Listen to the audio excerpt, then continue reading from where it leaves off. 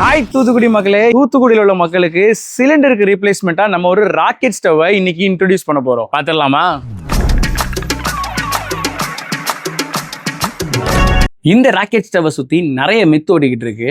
ஆக்சுவலாக இது பார்த்தீங்கன்னா அதிகமான ஸ்மோக் வராது இதில். அண்ட் அனதர் திங், நம்மளுடைய ஆச்சியோ இல்லை அம்மாவோ ஒரு பனாயில் எடுத்து ஊதுன்னு ஊதிருப்பாங்க. அதே சேம் சிஸ்டத்தை நம்ம ஒரு ஃபேன் வச்சு பண்ண போகிறோம், இவ்வளோதான். பட் ஸ்டில் இதில் ஒரு ஆர்கிடெக்ட் இன்ஜினியரிங் இருக்கிறதுனால கண்டிப்பாக இதை எல்லாராலையும் ஈஸியாக செஞ்சிட முடியாதுன்னு நான் ஒத்துக்கிறேன். அதனாலேயே மார்க்கெட்டில் கொடுக்குற ப்ரைஸை விட 50% கம்மியாக கொடுக்க போகிறோம். மோஸ்ட் ஆஃப் த பர்சன்ஸ்க்கு நிறைய டவுட்ஸ் இருக்கு. என்ன மாதிரி டவுட்ஸ் வருதுன்னா, இதில் எத்தனை கேஜி ப்ரோ நம்மளால வைக்க முடியும் அப்படின்னு சொல்லிட்டு நாங்க கொடுக்குற ஸ்டவ்ல மினிமமே நீங்க 25 கேஜில இருந்தே நீங்க குக் பண்ணலாம். மேக்ஸிமம் எவ்வளவு வரைக்கும் போகலாம் அப்படின்னா 50 கேஜி ஆர் அதுக்கு மேலேயும் போகலாம். But it depends upon the size of the stove. நீங்க சைஸ் அதிகமாக அதோடைய குவாலிட்டி ஆஃப் மெட்டீரியலும் அதிகமாயிட்டே போகும்.